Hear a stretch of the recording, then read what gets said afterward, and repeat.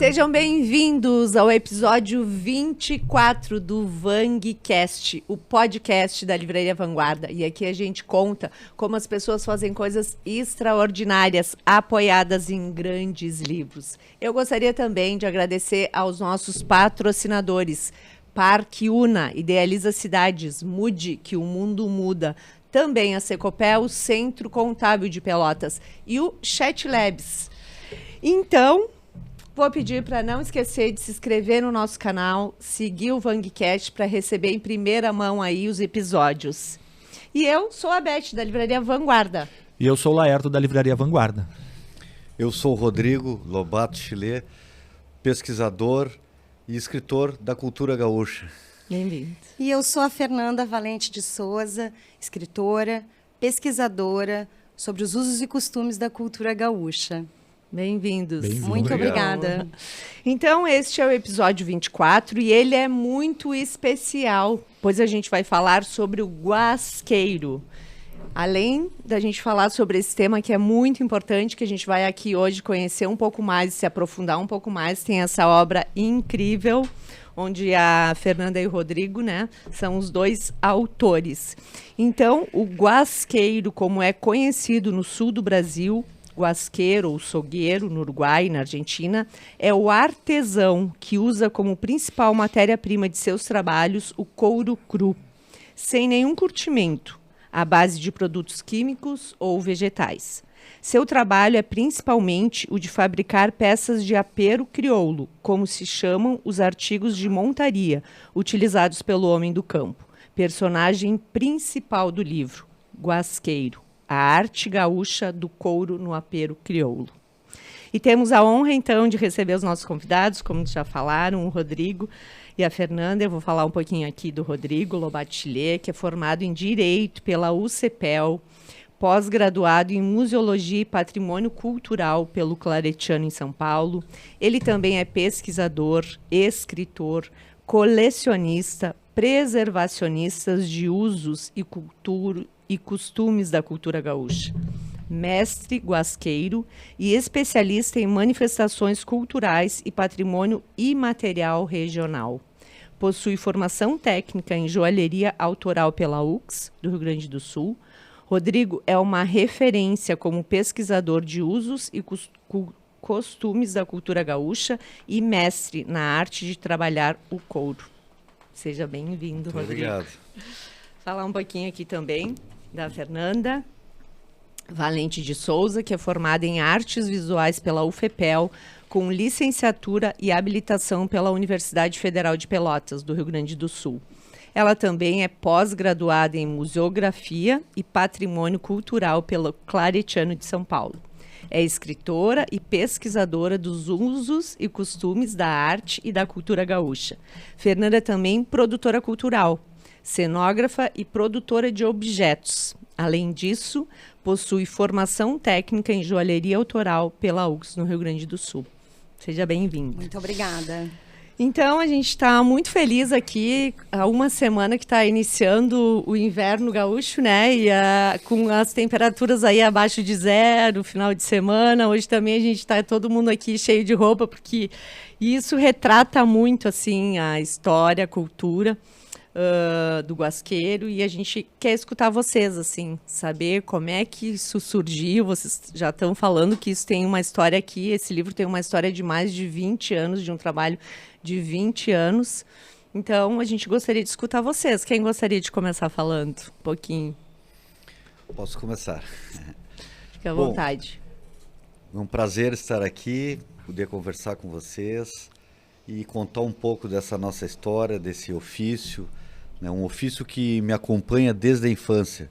Eu, desde a infância, fui ligado à cultura gaúcha, ao campo, com a minha família, né? O meu avô era um homem do campo, né? Um homem campeiro, e sempre nos incentivou muito a gostar do cavalo, a gostar do campo, da lida, né? E nas minhas idas para fora com ele, foi o meu primeiro contato com essa arte, com o trabalho em couro.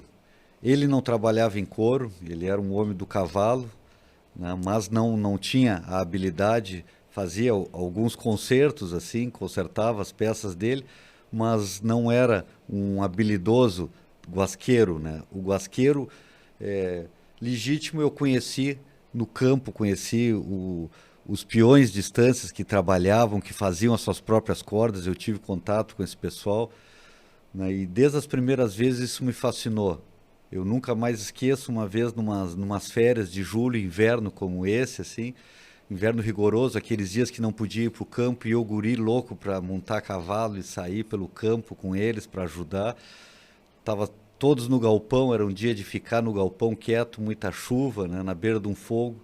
Eu entrei no galpão e eu nunca esqueço aquele cheiro de couro, porque tinha várias tiras de couro molhando no chão, na porta do galpão, pegando a umidade para amolecer, para poder trabalhar.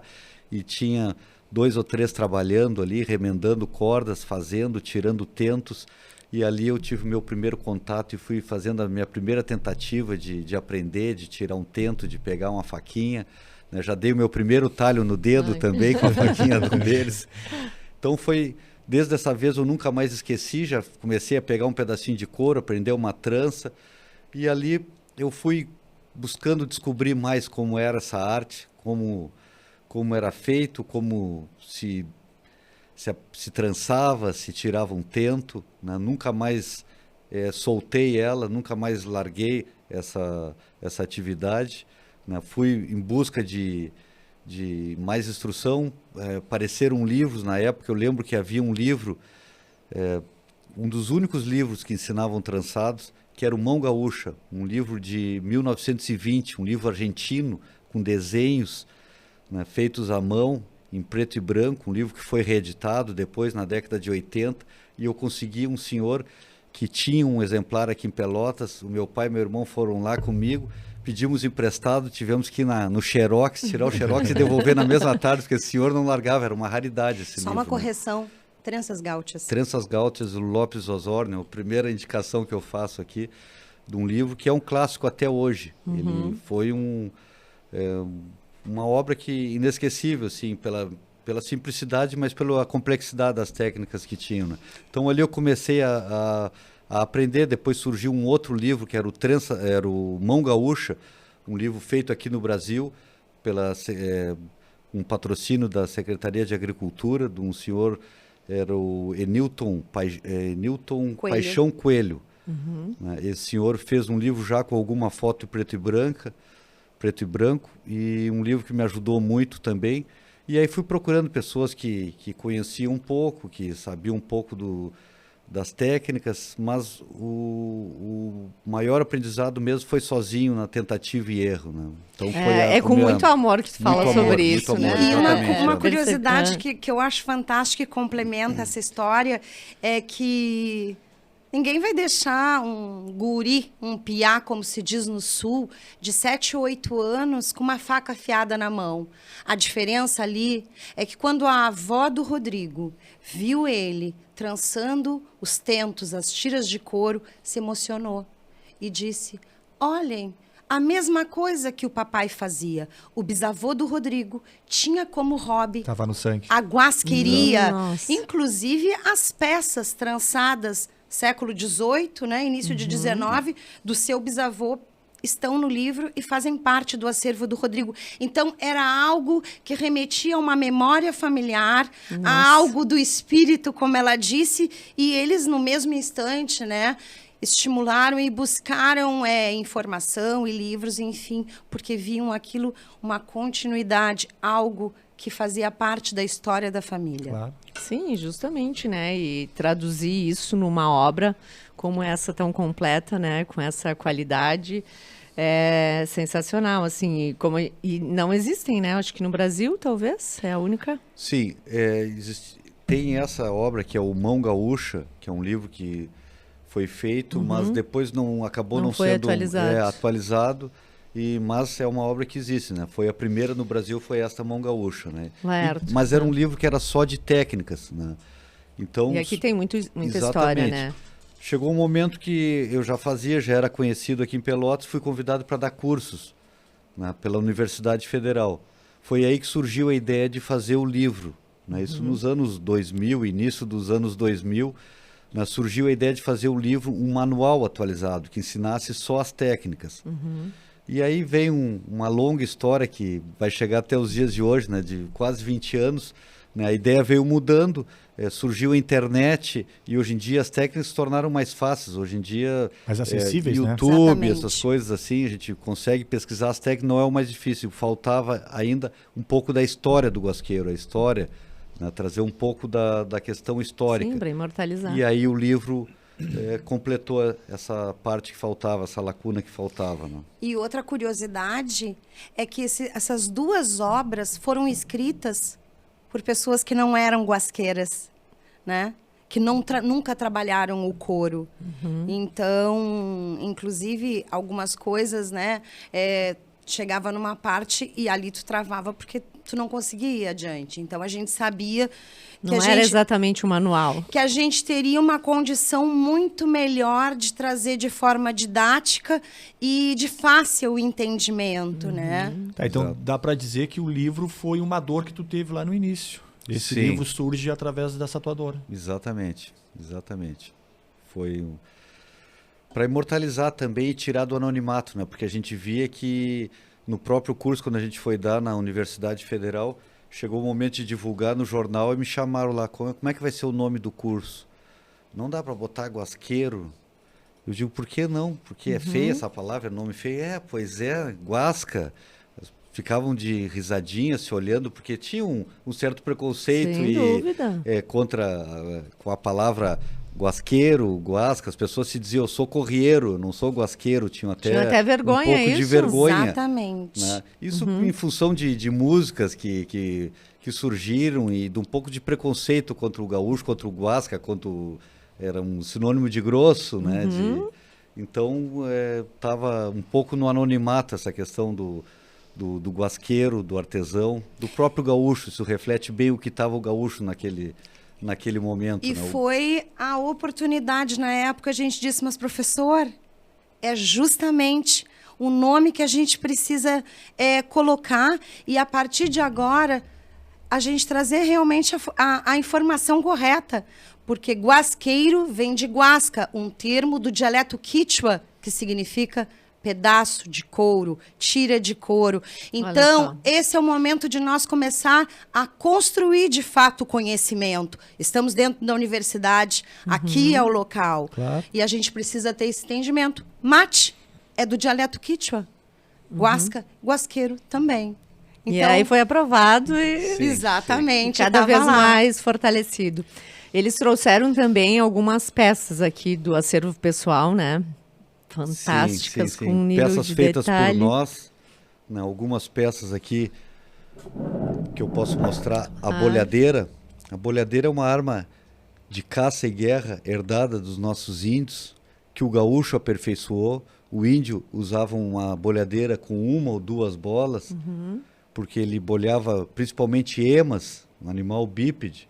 E o gaúcho, quando começa a caçar o gado e o cavalo, ele adiciona mais uma bola para bolhar animais quadrúpedes, né?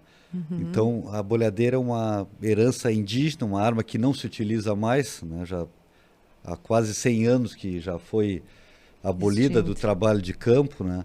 É uma tradição, hoje a gente carrega como uma tradição, como uma memória daquele período, né, de formação do gaúcho. Detalhe dos trançados, não sei se aparece os trançados finos. aí. Temos aqui também o rebenque, uma peça típica da equitação e que o gaúcho não usa para castigar.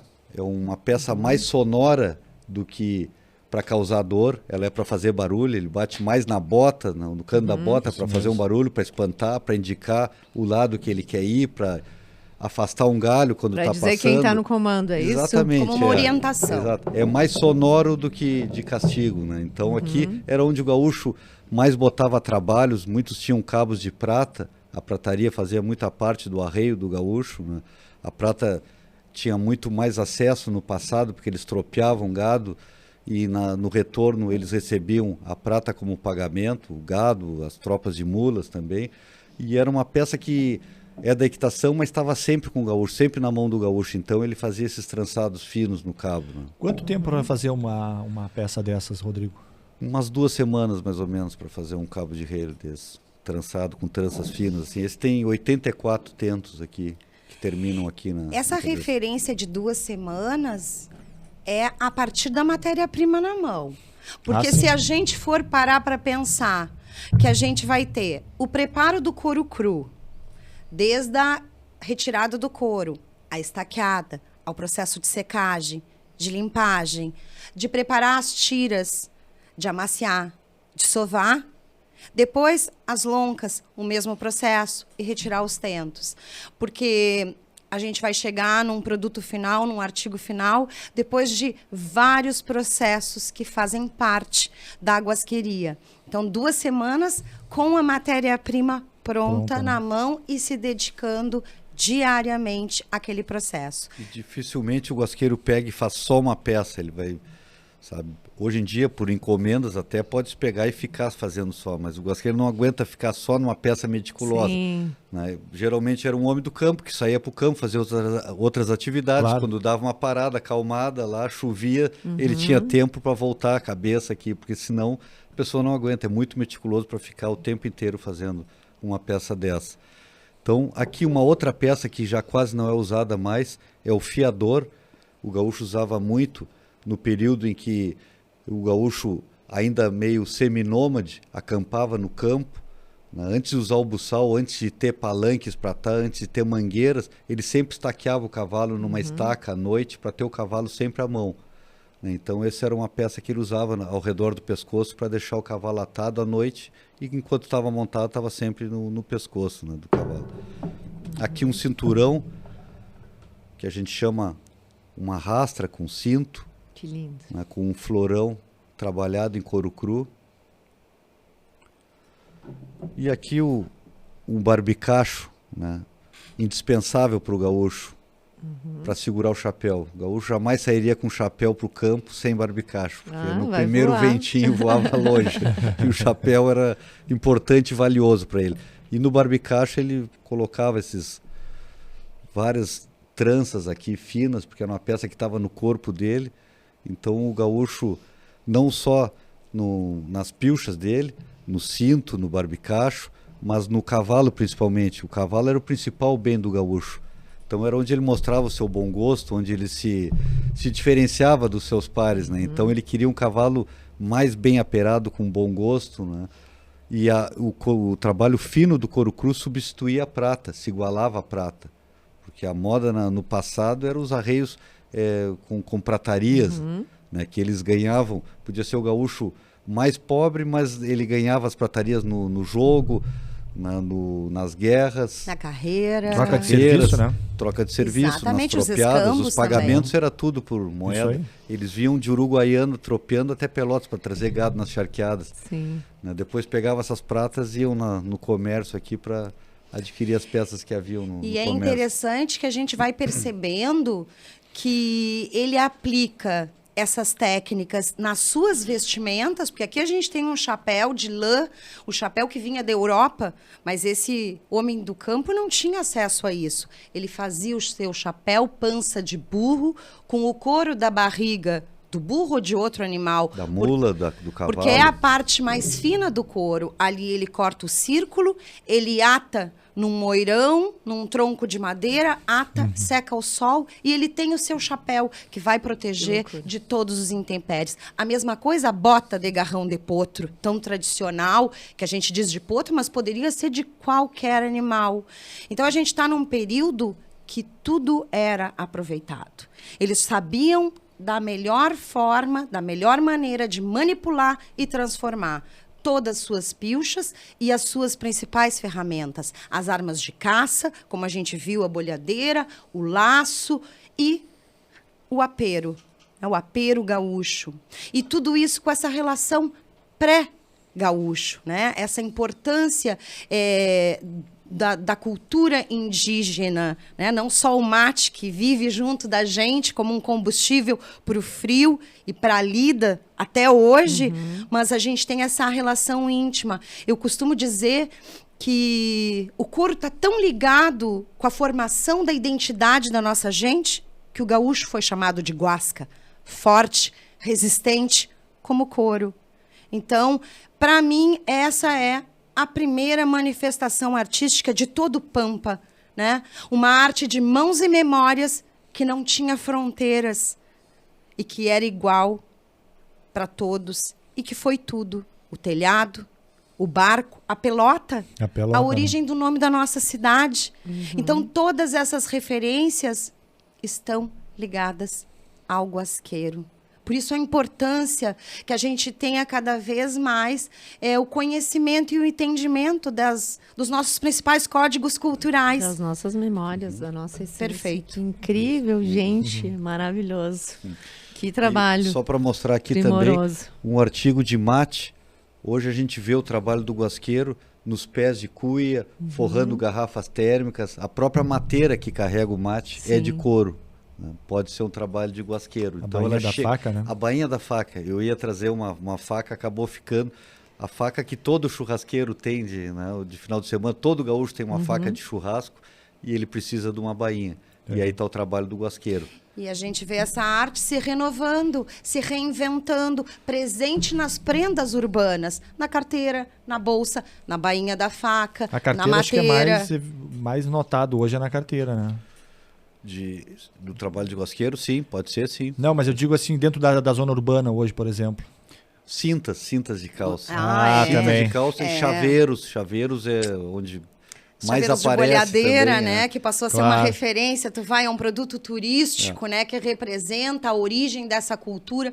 Então, isso é interessante. Inclusive, nesses últimos circuitos internacionais e rio-grandenses que a gente vem participando de concursos e encontros de guasqueria, a gente vê isso. A renovação através de novas gerações e a reinvenção. Não temos mais a bolhadeira, mas a gente vê as mesmas técnicas tradicionais sendo aplicadas em objetos do uso do dia a dia. O maior símbolo dessa mudança que a gente vê é nas capinhas de celular que usam. Perfeito. Está inovando. O gaúcho hoje, no campo, anda com uma capa de celular aqui feita de couro cru para botar o celular e não perder. Quando galopa a cavalo, né, um peão lá anda com a capa do celular. E como é que vocês percebem nessa trajetória, né, Fernanda? Como é que está essa atualização, assim, né? Essa questão que eu falo do interesse, dessa continuidade familiar, né? Tu falaste tanto que foi lá do teu... Sim. Do avô, né? Exato. Do bisavô. Do bisavô. Então, como é que tá essa continuidade, assim? Vocês percebem que isso está sendo estimulado cada vez mais ou isso está em meados de se perder? A gente passou por uma fase que... 20, 30 anos atrás que a gente tinha uma preocupação que não havia a renovação familiar, né? Até por um pouco da decadência, das mudanças que aconteceram, porque quando a gente tem aquela mudança, né, dos carros com tração animal, tudo vai modificando. Então, não era mais necessário os corriames, que diferente do guasqueiro, é quem trabalha o couro curtido, né? Não como couro cru. Então, a gente tem já essa diferença. Mas a gente vai vendo aí uma mudança e aí a gente percebe que com a força do cavalo crioulo, dos eventos ligados à Associação Brasileira de Criadores de Cavalo Crioulo, porque o cavalo, ele saiu daquele contexto da lida, ele saiu do contexto do esporte. Ele é uma paixão do gaúcho. É uma paixão. Então, ele é um entretenimento, ele é lazer. Então, isso trouxe mais força para a guasqueria. Além de que ser guasqueiro, né, é ser alguém que tem uma relação muito especial com a cultura gaúcha. E isso passou a ser um hobby. Eu não tenho relação com o campo, eu não sou do campo, eu sou da cidade, eu sou de um apartamento, mas eu sou apaixonado pela cultura. Então, gaúcho. Exatamente, a própria internet, o intercâmbio, o compartilhamento e possibilidades de acesso a técnicas fez com que várias pessoas, e inclusive gente muito jovem, passe a querer trançar, a fazer alguma coisa, e a gente, então, vê esse surgimento, essa força. Não aquela tradição do passado, que um pai ensinava para o filho e aquilo se preservava dentro daquela família. Não. Mas Mas o livro deve ter facilitado esse encontro com novas, para dar essa oportunidade para novas pessoas terem esse contato, né? Sim, a gente até acaba conhecendo mais esse pessoal que está buscando, que não tinham de buscar, né, através do livro, porque eles nos procuram e aí a gente começa a saber que, por exemplo, uma pessoa de São Borja entrou em contato, olha, o meu filho está querendo aprender a guasqueria, ficamos sabendo do livro, bom, mandamos o livro.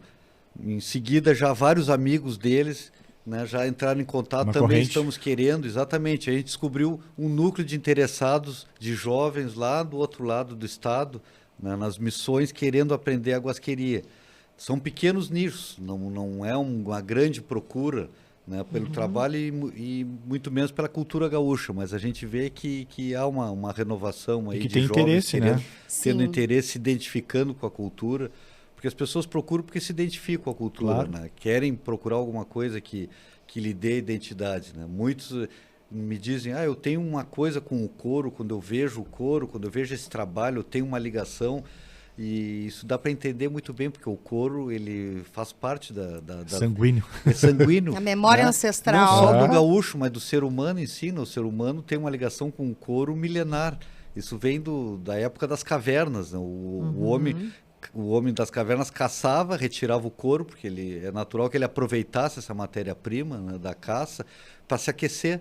Então foi quando ele se aqueceu o corpo, aqueceu os pés, que ele conseguiu sair da caverna, né, porque o fogo ele não carregava, mas os pés aquecidos possibilitou que ele saísse a desbravar novos continentes. Foi tão importante quanto o fogo e quanto o consumo da carne no desenvolvimento da humanidade. Né? Aproveitava tudo, né? Exatamente.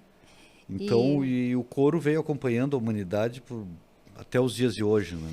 E esse exemplo que o Rodrigo trouxe é bem interessante, porque agora mesmo a gente estava nesse evento de fronteira, no 2º concurso internacional de guasqueiros de Santa Vitória do Palmar, e, claro, a gente sempre ajuda nas nossas redes a divulgar os eventos. E a gente teve 2 jovens que se deslocaram da cidade de Piratini até Santa Vitória do Palmar para buscar um autógrafo e nos conhecer pessoalmente. Que E honra. conhecer exatamente todos aqueles guasqueiros que estavam ali. Haviam adquirido Citado. aqui na Vanguarda, né? Isso. O livro. né? Esse Então, livro faz muito sucesso. Sim. Aí no evento E muito legal para presente também, né? As Muito. pessoas gostam muito. Porque ele é um livro que, claro, o protagonismo e o protagonista é o couro e o guasqueiro. Mas quando a gente começou a escrever, a gente não poderia contar essa história sem passar pela pré-história, pelos povos originários e o nascimento do gaúcho. Então, ele faz um apanhado completo da nossa essência e da nossa origem, né, até os dias de hoje.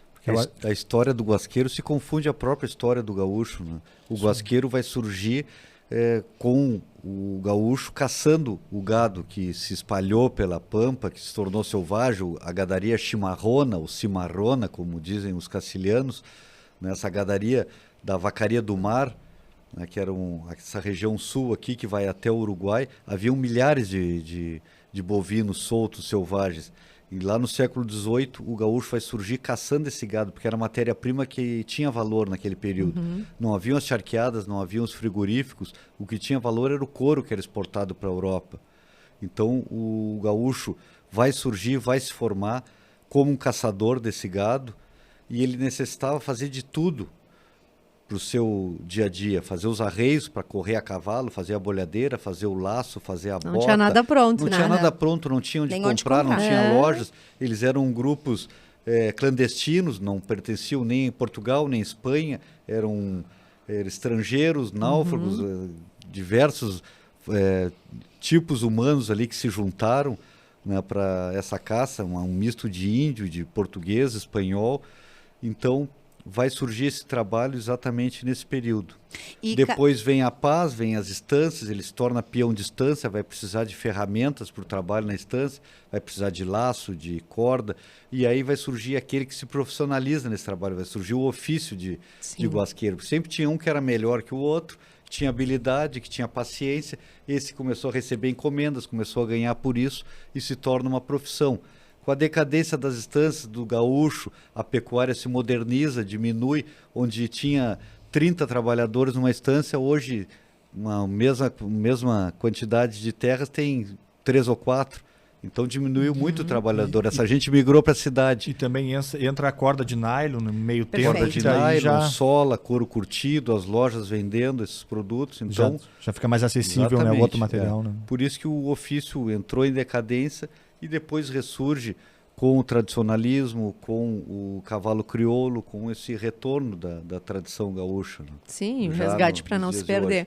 E aí tu falasse também que vocês estavam participando, né, de um concurso, e nisso é de vários países, Uruguai, Argentina. Isso. E como é que é essa relação, assim? Como é que é esse trabalho? Ele é nesses 3 países? Existe uma semelhança importante? Sim, a gente tem as mesmas referências, o mesmo padrão, as mesmas técnicas. Eu costumo dizer que o que vai diferenciando são estilos, né? Estilos de trançar mais relacionados ao Uruguai, outros estilos relacionados na Argentina, mas a gente tem a mesma guasqueria, as mesmas técnicas e os mesmos, as mesmas peças, né? Então, esses eventos no qual a gente vem participando, até com uma tarefa muito difícil, porque a gente acaba sempre participando como jurados, o que nos honra, mas o que é realmente um grande desafio, não é fácil, porque a gente está ali para buscar defeito num trabalho que a gente sabe que para chegar naquilo ali, há de se ter uma caminhada muito grande, uma persistência. É um trabalho muito complexo, né? E que para te chegar num patamar de excelência, tu precisa de décadas de estudo e prática. De trabalho, né? Então, realmente tem sido espetacular ver os trabalhos, novos guasqueiros, antigos guasqueiros compartilhando, trocando experiências. Então, realmente é uma riqueza. E isso nós estamos falando de eventos que começaram a ocorrer aí nos últimos 10 anos, né, Rodrigo? Antes não havia essa integração. Então, é algo muito importante para a manutenção do ofício, né? Que hoje é considerado, de fato e de direito, um patrimônio imaterial de gaúchos e gaúchos. A Argentina com reconhecimento há mais tempo, o Uruguai reconheceu o ofício como patrimônio há 3 anos, e nós, junto com esse trabalho, com esse livro, que é uma espécie de salvaguarda do ofício, conseguimos no ano passado um reconhecimento através da Assembleia como um patrimônio material de forma unânime. Não, sensacional. Parabéns. Parabéns. E com tudo que a gente já viveu, né? Agora, nesses últimos meses, isso reforça ainda mais e fortalece, né? Toda essa trajetória. Perfeito. Incrível.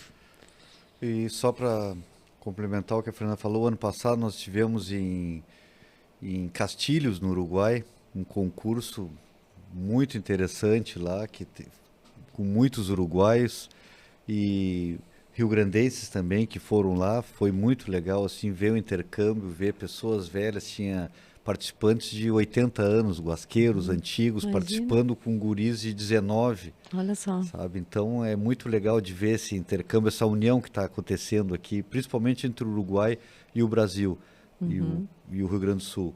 São muito próximos, né? O Uruguai é muito próximo da gente. Sim, é muito próximo. Né? E lá é muito mais forte até, né? Do que lá. Sim. É um país, né? Sim. Não é um estado, né? Exatamente. Basicamente. É um país muito gaúcho, um país muito rural, muito do campo, né? Mas que sofreu também um pouco desse esquecimento. Eles vinham sentindo isso, né? Teve uma decadência também, né? na guasqueria, no ofício. Teve... como aqui também, com as né? modernidades, né? Exatamente. Sim. Existe uma ida e depois um retorno, né? Porque sabe que não se pode perder. É isso conquistar. Que acontece.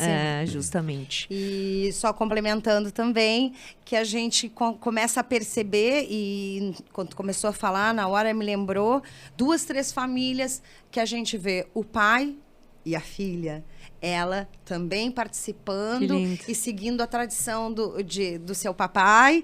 E agora também, novamente, mais 2 famílias ali mostrando a preservação e a transmissão familiar, que era algo que a gente não estava mais vendo. Que legal. Bacana. E esse livro também tem uma vasta bibliografia, né? De estudo. E aí a gente pediu para os nossos convidados trazerem alguns autores que eles acham importantes. Referências, né? Referências. E a gente gostaria que vocês falassem um pouquinho sobre isso. Sim. Quem é que inspira vocês, né? Bom, na pesquisa do livro, né, a gente foi buscar muito na literatura argentina também, que há mais tempo eles já vinham, né, escrevendo sobre o gaúcho, sobre a formação do gaúcho, né, sobre costumes campeiros. Então teve um livro que é um clássico lá também, ele foi lançado a primeira vez em 1942, tá? E hoje em dia é uma raridade essa edição de 42, já foi relançado várias vezes, nós temos uma edição mais recente, mas a edição de 42, uma edição de colecionador, vamos dizer assim, é o Equitação Gaúcha, do Rusto Sainz, sabe? Equitação Gaúcha na Pampa e Mesopotâmia. Na Pampa seria a região de Buenos Aires. Tá? Mesopotâmia seria a região ali de Entre Rios e Corrientes. E acaba abarcando a nossa região também, Uruguai e Rio Grande do Sul. Ele sempre, quando cita a região da Mesopotâmia, os costumes, mais especificamente sobre os aperos, sobre os arreios, ele sempre cita. Tal peça é descrita assim no Uruguai, por Los Orientales, e no Rio Grande do Sul. Sempre cita Rio Grande do Sul, ele não fala Brasil, Rio Grande do Sul, sabe? Então, é um livro que a gente usou muito como referência, porque lá em 42 ele fez essa pesquisa, então é uma pesquisa bem fidedigna da época mesmo, né? E conseguiu, ele teve acesso, pesquisou, e com fontes seguras mesmo, né? Então é um livro muito interessante.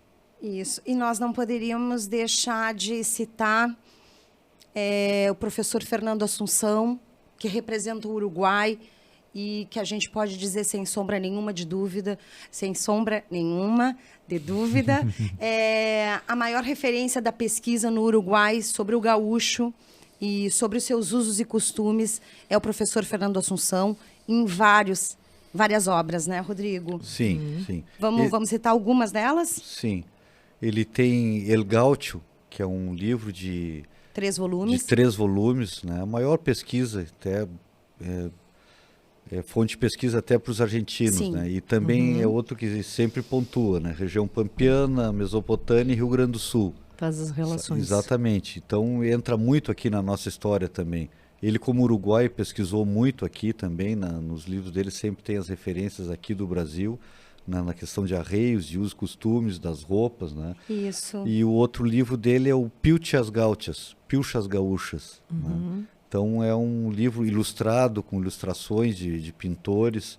De costumbristas importantíssimos, Isso, que Frederico são referências Reilly, para quem faz pesquisa. E edições novas? Não teve reedições, esses são da década de 70 mesmo. A gente teve o prazer de conhecer o professor Fernando Assunção aqui em Pelotas. Ele esteve por mais de uma vez aqui palestrando. E trazendo o tema das charqueadas e a relação importante Rio Grande do Sul, Uruguai com saladeiros. E depois também o privilégio de conhecer a família, a filha, que é quem no Uruguai ainda preserva muito da sua obra. Bom, depois a gente tem livros que são aqueles clássicos de cabeceira desde a infância, né? Coisa boa. Na minha casa, a gente sempre teve O Tempo e o Vento, né? Inclusive, a minha mãe sempre dizia que o meu nome, Rodrigo, saiu do Tempo e o Vento, né? Olha e a gente não conhece muito Rodrigos anteriores, né, ao Tempo e o Vento. Eu sou da década de 70, o livro saiu lá final dos anos 50, 60, né? Então a gente conhece Rodrigos que nasceram depois, era um nome que estava esquecido, né? Era um nome espanhol. Então os Rodrigos geralmente vieram depois do Tempo e o Vento. E é um livro fantástico mesmo, é um romance, mas é um romance histórico, um romance que conta a formação do gaúcho muito bem. E retrata bem o Rio Grande do Sul, né? Exatamente, Sim. ele começa lá nas missões, né, vem mostrando a miscigenação do índio com... Ele faz ao contrário, né? Geralmente era o soldado que engravidava a Índia, né? E na história dele foi o contrário. Um índio engravidou a filha de um estanceiro, de um pioneiro que chegou ali, estava num rancho, numa estância chimarrona, como se chamava. Chimarrona porque era selvagem. Era como chamava essas primeiras estâncias, né? No meio do nada ele ganhava o direito a permanecer lá, fazer o seu rancho lá. Rancho de barro, telhado de capim Santa Fé, e ali de começa couro. a nascer o gaúcho, né? No Pedro Missioneiro, no filho, né? Então, e aí depois o surgimento dos povoados, a cidade de Santa Fé, na formação ali das primeiras cidades, Rio Pardo, né? Então é um livro completíssimo, chegando nas revoluções, Revolução Farroupilha, depois as outras revoluções que vieram. O próprio personagem Capitão Rodrigo é um gaúcho legítimo, né? Um guerreiro que chega de espada na mão, um violão nas costas. Tajador, a cavalo. A cavalo, né? Encantando as moças da cidade, a Bibiana. Né? Causando, como se diz hoje, né? Gostava de uma briga, né? Exatamente. Sim. E era um pouco do que era o gaúcho mesmo. Meu avô sempre gostava, que me influenciava assim, na questão gaúcha, mas ele sempre tinha alguma coisa contra não, mas um certo... Pé atrás. Um pé atrás com o gaúcho, com o gauchismo, com o próprio violão. Eu tinha violão e não era muito... Ele via aquilo como uma coisa, ele gostava do serviço, montar cavalo e ir para o campo, mas não gostava que botasse laço, espora. Ele dizia, isso não precisa mais, isso já era, para ele já era uma coisa que não era mais necessária. Não era ele ainda funcional, brincava, né? Ele ainda brincava comigo, digo, hoje as vacas são mansas, é só chamar elas vêm, não precisa laçar mais. É verdade. Então são essas transformações, né? E a gente não pode falar de gaúcho sem falar em João Simões Lopes Neto. É né? verdade. Os contos gauchescos e a obra de Simões, para mim, é a obra mais autêntica. Ele consegue dar voz e vez à nossa gente simples do campo. O linguajar e toda a forma como ele descreve o nosso gaúcho e a nossa gente é realmente algo muito rico. A gente teve a oportunidade nos anos 2000 e até 2008 de participar da cenografia, produção de objetos, locação, inclusive com o nosso acervo da obra de João Simões Lopes Neto para as telas. Então, além da gente ser apaixonado pela obra, a gente ter uma oportunidade de imprimir uma identidade nas telas, para nós foi algo sensacional. Então, eu recomendo para qualquer pessoa que não conhece a obra, qualquer livro. Qualquer obra de Simões é para se encantar com a cultura gaúcha, né? Toda a mescla de comédia, tragédia e a forma como ele traz. A gente pode rir sozinho, a gente pode chorar. É uma obra que nos toca profundamente. Então, Um excelente resgate. Exatamente. A gente sabe que o Simões, na infância, teve em contato com o campo muito pouco, né? Não se sabe se ele um dia usou bombacha, mas ele foi na Estância da Graça, né? Na estância dos pais dele, né? Mas, e vivenciou. mesmo assim, é difícil entender como é que ele conseguiu contar tão bem a história do gaúcho, como se fosse ele um narrador, como se ele tivesse vivido aquilo tudo, como se ele fosse campeiro, uma coisa que não dá muito para entender, que é muito fidedigno, assim, é muito autêntico os contos dele, assim, a riqueza de detalhes, o que ele descreve, assim, é muito campeiro, é muito autêntico. Tu não encontra uma coisa que não esteja no lugar certo, que não sabe? Até naqueles contos fantasiosos do Caos do Romualdo, aquilo ali é uma coisa fantástica, né? São os causos gaúchos mesmo, de histórias que se ouvem na beira de um fogo por gente muito campeira, sabe? Só alguém muito campeiro que ouviu antigas, né? E gravou. E não tinha como gravar, não tinha como tu, sabe, ir lá buscar depois para buscar referência. Aquilo foi na ouviu, infância. criou, misturou a criação, a criatividade dele. É fora do comum. João Simões Lopes Neto, para mim, é o maior escritor, mesmo sendo contos curtinhos, assim, cada conto vale, bem, né? Vale muito, muito, muito mesmo. E é uma obra que, com certeza, está impregnada na gente e impregnada no livro Guasqueiro. Eu comparo essa obra, aqui eu anotei até a outras obras, do argentino O Dom Segundo Sombra. É uma obra muito interessante, é um romance também, né, baseado num personagem real, o Ricardo Guiraldes, um escritor argentino. Existiu um personagem que inspirou ele, o Dom Segundo Sombra. Existiu essa pessoa, ele conheceu, conviveu na infância. E era uma história de um tropeiro, de um domador. Ele vai para uma tropeada e vai para uma estância ainda jovem. É uma história muito interessante também, um romance muito interessante, bem autêntico da história gaúcha. Dom Segundo Sombra. Será que não está esgotado? Eu acho que não, né? Não sei. Eu não sei dessa edição. Teve uma edição que foi até traduzida pelo Aldir Garcia. Pelo Aldir, isso. Eu conheço. Muito interessante. Mas essa estava esgotada. Também. Outra obra é o Martim Fierro, também. É uma obra que... Uma referência. Exatamente, é uma referência da cultura gaúcha. Também era um homem de cidade, era um político que escreveu como até hoje ninguém conseguiu escrever poesias e história gaúcha em formato de poesia, em estrofes, assim, né? Uma coisa que até hoje ninguém conseguiu chegar nem perto também, assim, o que o José Hernandes, autor do Martim Fierro, fez, né? São os grandes. São os grandes, João Simões Lopes Neto tá com o Hernandes, para a Argentina, né? E Simões é pelotense, né? Isso pesa muito e a gente sempre fala em todas as atividades que a gente faz na área de educação patrimonial e cultural, porque a gente está aqui fazendo um resgate, mas a manutenção dessa história depende das novas gerações. Por isso a importância da leitura e de conhecer essas grandes obras, desses grandes escritores daqui. Ter essas referências, né? Sim. Porque isso aí que é o importante, né? Sim, e dá voz, né? Depois eu vou citar um outro também que merece ser citado, que é o Barbosa Lessa, né? Um grande historiador, pesquisador de Piratini, né? Uma pessoa fantástica que soube muito bem também escrever sobre o gaúcho. Ele foi um grande pesquisador, mas deixou obras também, romance histórico, né? E importante essa lembrança, porque eu não falei, mas isso já me traz na hora, que são 2 escritores, talvez os únicos 2, que se dedicaram a escrever 2 contos sobre Guasqueiro. Simões trouxe Cabelos da China, que se passa em plena Revolução Farroupilha.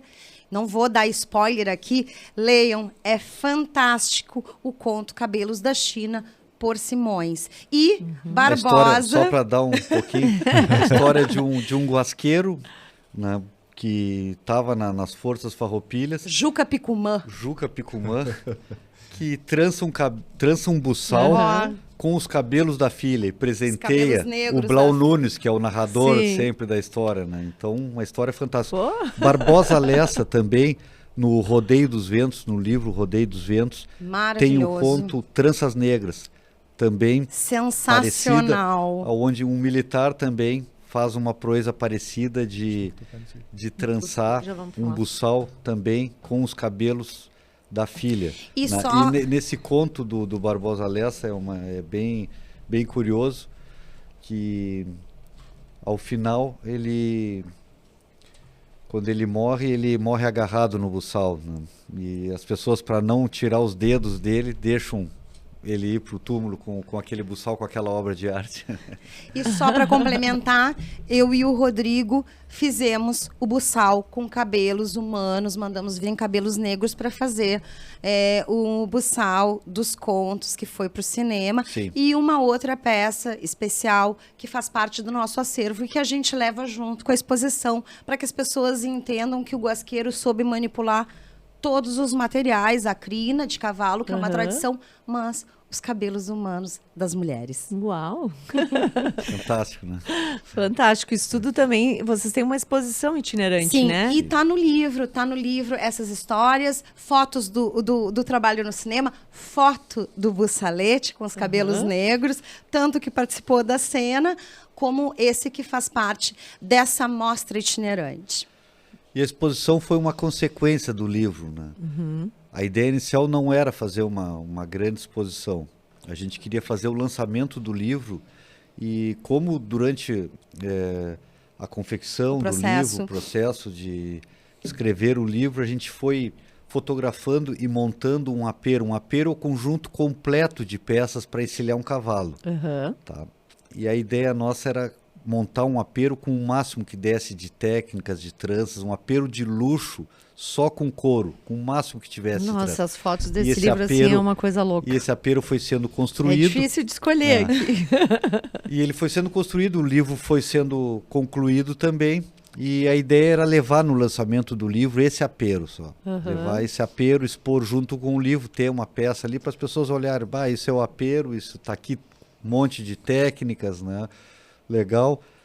E aí, tá, vamos levar junto com o apero, vamos levar também a roupa que eu já participei de 2 concursos com esse apero em Bagé e Pelotas, ganhamos o concurso em primeiro lugar e era feito também a bota de garrão, o chapéu, o barbicacho, vamos levar essas peças também. Aí como ia passar por Pelotas, por que não levamos a pelota também, uma peça grande que remonta a história? Vamos Aí levar vem, a pelota mas também. como não levar um buçal de cabelos? Como não levar tal peça? As pessoas já viram recipiente feito com o ubre da vaca? Bom, a gente começou a listar, começamos Não a botar, tem, começamos não a tinha botar. como. Não, vamos Tem que agora levar ter, tudo. então vamos ter que fazer suporte para essas pessoas, tinham que fazer um mobiliário. Mobiliário pra essas peças. expográfico, a E aí exposição. dizer, bom, vamos levar tudo que tem de interessante. Mas E aí? só uma questão, o apero é um termo muito usado ou as pessoas conhecem mais por arrelho, por exemplo? Apero é mais usado pela pessoa mais campeiro, mais Perfeito. especializado no assunto, assim. É muito usado o apero, assim, Apero. pela gente campeira da campanha aqui da região sul, o apero é muito usado. Mas é ainda, mais né? popular o termo arreio. Arreio. Arreio, Eu já ouvi Exato, muito falar em arrelho. Isso. E na Exato. Argentina, recal Olha aí. Apero também, na Argentina, no Sim. Uruguai também é a mesma é um palavra, termo, né? exatamente. É um termo Como- antigo que caiu em desuso um pouco. E o livro também tem um glossário, justamente para a gente tirar essas dúvidas, né? Matar essas curiosidades. E matar essas curiosidades, né? E o glossário também é muito rico, assim. Sim. Eu marquei aqui uma questão que eu... Foi uma parte necessária do livro, até Foi, para entender. né? Né? Imagino. Tem muitos termos que... O Augusto Fischer fez um dicionário de Perfeito. termos gaúchos, Sim. né? Perfeito. Exato, Como é que nós íamos tratar desses termos e sendo uma obra que era para ter um alcance não só dentro, né, da cultura gaúcha, mas pessoas que gostariam de entender sobre a cultura Claro. gaúcha, como entender o que é um tento, o que é uma Sim, lonca, a gente não enfim. vai. Era Quem não tem o dia a dia é um vocabulário Sim. muito específico. Exatamente. E aí, não. Temos que ter um glossário para que haja um entendimento do que a gente está contando no livro. E aí tem a questão das relações também, né? Porque aqui tem a verilheira, Sim, que é uma pequena faca. exato. Faquinha verileira, ou verigeira, como diz o castilhano, né? O gaúcho usava, no mínimo, umas 3 facas, né?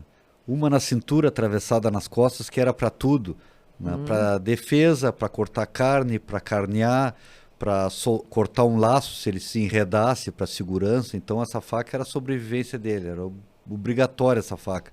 Uma outra maior, com uma lâmina de espada quebrada, geralmente, né, que ele usava no arreio, que essa era para brigar, para esgrimar, né, porque eles estavam em meio a conflitos. O gaúcho não era aceito pelo índio, nem pelo espanhol, nem pelo português.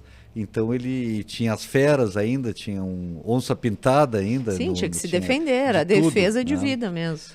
Então ele necessitava.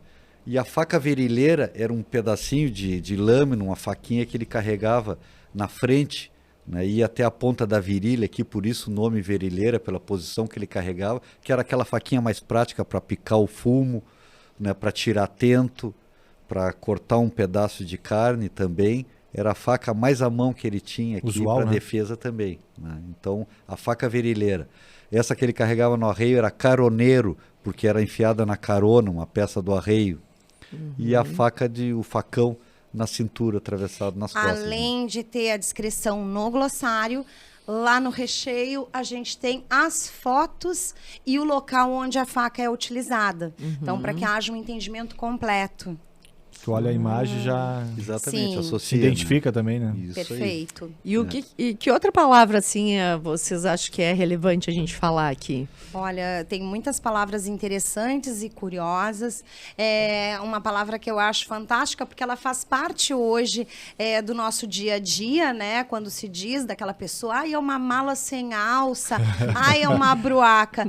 Esse termo bruaca, ele tem origem lá no ciclo do tropeirismo, quando se levava no lombo da mula a cangalha, ou canga, que é uma estrutura de madeira, onde se colocam 2 bolsas, 2 malas de couro, né? Então, essas malas que não têm alça são chamadas de bruacas. Apoiadas, Exatamente. Uma de cada lado para equilibrar. Né? Exatamente. Justamente. Então, Olha só. a bruaca foi um item super necessário no tropeirismo, nos mascates, que precisavam carregar essas cargas. Eram os cargueiros da época, né? Era o container da época. Como o surrão Era o que também. eu ia falar. Surrão é um saco grande de couro, onde se carregava também no lombo da mula, sempre em par, carregavam erva mate, charque, Mas diferente queijo, da tudo. mala de garupa? Diferente Sim. da mala de garupa. E só pensando em todos esses elementos de carga, o surrão, que não é surra, mas são esses 2 grandes malas já num sentido mais cilíndrico, como o Rodrigo falou, eram os containers do século XIX, carregavam açúcar e erva mate. As petacas é hoje a nossa mochila, né? Mas era uma bolsa, nós vamos ter também fotos de todas essas peças e feitas por nós, mostrando que nessas petacas eles colocavam crina, pluma, todas as moedas de escambo. E a mala de garupa seria mais similar ao peçoelo, que é uma mala, um saco também, que é equilibrado em cima do cavalo, com 2 lados, com 2 compartimentos. Perfeito, né? pode estar Peçoelo, no lombo do geralmente cavalo. de couro, feito de couro, e a mala de garupa já é feita de tecido. Isso. Né? É a que se usa até hoje, né? E Para ir fazer todas compras no armazém, os buscam gaúchos ainda levam. o equilíbrio. Então, pode ser sempre carregada junto ao cavalo ou no ombro, como a Sim. gente conhece. Quando desce para entrar para fazer as compras, ele botava no ombro, assim, para ir no bulicho fazer as compras no armazém. Só história boa, né? Só a história é boa. E não para, tem muita coisa, uma coisa vai puxar a outra, né? E a gente está infinito. quase chegando já ao final aí desse episódio, né? Contando todas essas coisas, mas vocês têm um autor aí que é muito importante, que a gente gosta muito Sim. para falar. Tem mais de um aqui no caso. É. né? Mais de um, Tem um que deve ter um apreço muito... Tem um que tem um apreço muito grande para nós, especial para mim, que é o meu tio, Aldir Garcia Chilé. Né? Uma pessoa que eu me criei ouvindo essas histórias, todos na família, quando ele estava nas reuniões, nas festas, todo mundo parava para ouvir a história deles, porque ele não gostava muito de contar história Gostava, divertida, né? interessante, era um grande contador de história, e se especializou nesse gênero que são os contos curtos, né? Ele ganhou vários prêmios Nestlé, Bienal. Jabuti. Ele foi muito premiado, né? Além de, nas horas vagas, ele ter feito o uniforme da seleção brasileira. Né? Isso ele não contava muito, né? Mas os contos dele são fantásticos. E o mais interessante dos contos deles é o tema, sempre temas de fronteira, sempre tema da gente simples. E não só do gaúcho, o gaúcho entrava nas histórias, né? Mas era uma gente que podia ser gaúcho, podia ser o pescador do Rio Jaguarão, podia ser Anônimos. o chibeiro, o contrabandista, podia ser um caudilho uruguaio. Então, são histórias sem limites, o sem limites do imaginário. Ele tem, né, o livro. E depois é importante também dizer que, claro, toda vez que as pessoas veem esse sobrenome, vem a pergunta, o que tu é do Chilé? E aí aquela resposta, grande mestre, foi meu professor, as aulas eram únicas, marcou. Então agora mesmo, nessa viagem, uma aluna do direito, e assim sempre uma referência de um grande mestre, de um excelente professor, sempre uma história que nos encanta. E sempre situado na fronteira, uma fronteira que para ele não existia, né? A ponte do Jaguarão, o Rio Jaguarão não separava os 2 países, ele unia. Então, É verdade. Ele Eu- trazia a isso linha muito divisória. forte. E a gente sempre usa um termo dele quando fala da guasqueria, porque é de uma terra só. não tem fronteiras. Verdade. E aqui um trabalho que ele fez Lindo. em cima da obra do Simões, né? Esse aqui é uma das partes, né? É um box, né? Exatamente, Maravilhoso. esse aqui, lembranças, contando histórias, né, da vida pessoal do Simões Lopes Neto, muito Sim, interessante ele esse também box era... aqui. Ele era um grande pesquisador de Simões, dos maiores Sim, especialistas em Simões Lopes Do Neto, Simões. aqui na região, era o Aldir Garcia Chilé. E aqui um mais contemporâneo. Contemporâneo. Um que amigo querido, né? É um livro que está na nossa cabeceira também, né? É um amigo aqui, um conterrâneo, né? Ele não é natural de Pelotas, mas é um Nauro pelotense Júnior. de coração. É irmão, Nauro, né? Rio Grandino. e que a gente se identifica muito, se tornou um grande amigo, conheço ele há muitos anos, e o que mais nos identifica com ele é a questão de ser um sonhador, né? Um sonhador, um idealizador, limite, né? sem limites, um realizador, uma pessoa que tem um sonho, vai atrás e realiza. Um Uma exemplo. pessoa E que a gente conta admira ainda. muito Sim.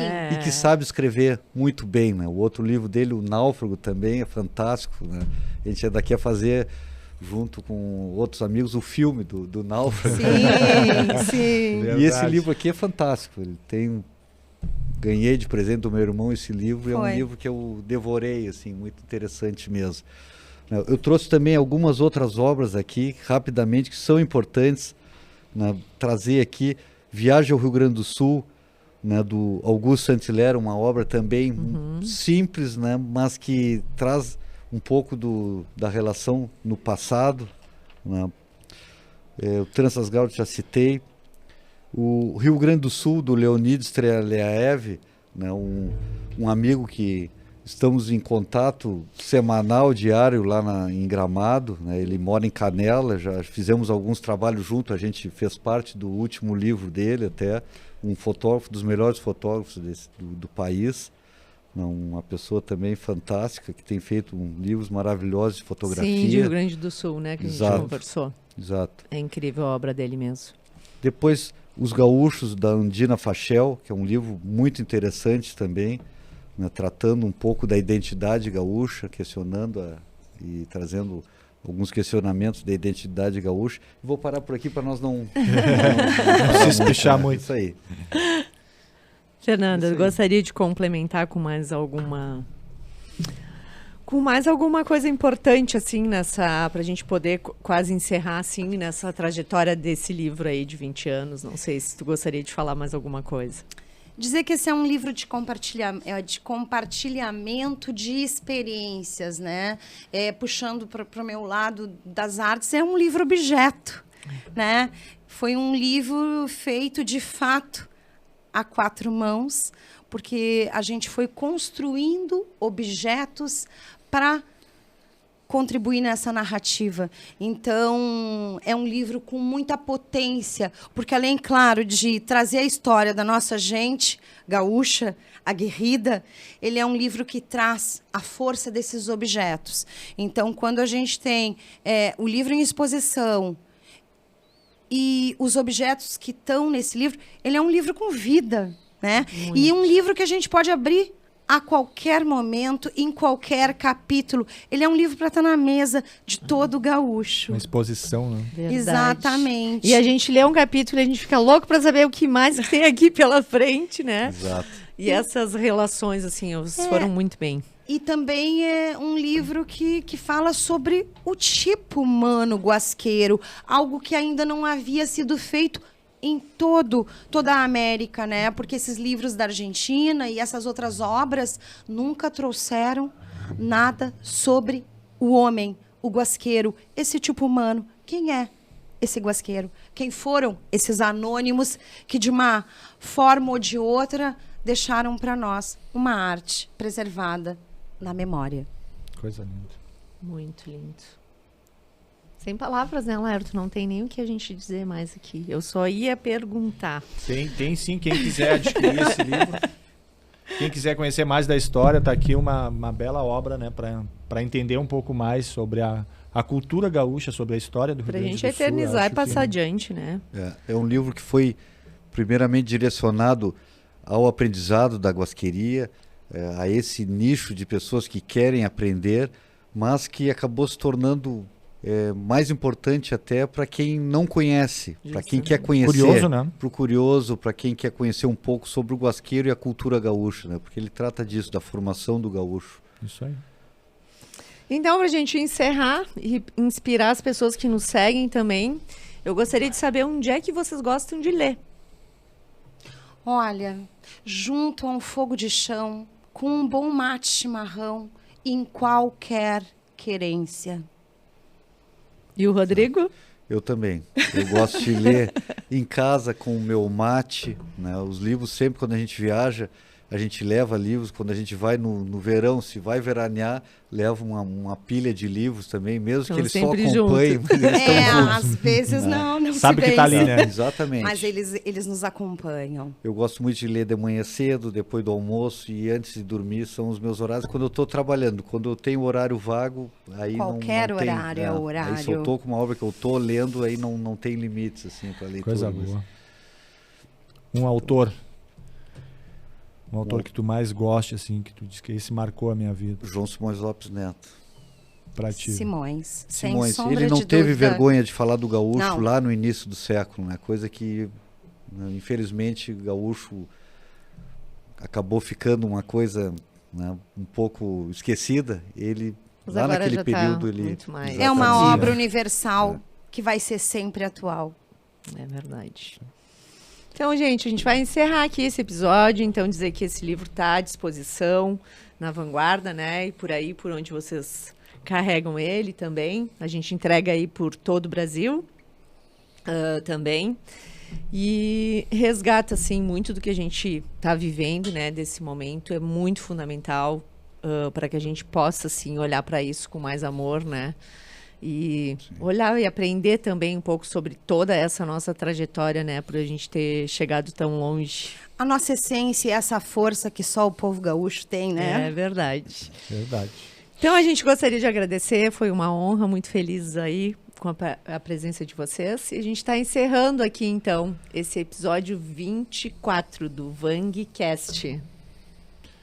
Obrigado, pessoal. A Obrigado gente- pelas histórias. A gente que agradece essa oportunidade de vir compartilhar um pouco da nossa história. Nós que ficamos imensamente agradecidos e principalmente pela Vanguarda estar aqui, né, com a nossa obra, né, disponibilizando para quem for interessado, né?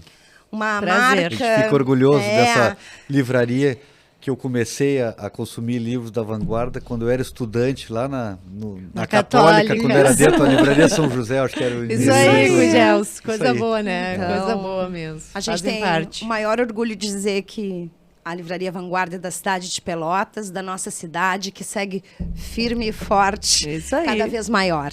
Obrigado. Muito bom. Obrigado, gente. Agradecer também aos nossos patrocinadores. Parque Una, Idealiza Cidades, Mude que o Mundo Muda, ao Secopel, Centro Contábil de Pelotas, e ao Chat Labs. Muito obrigada. Até a próxima. Obrigado.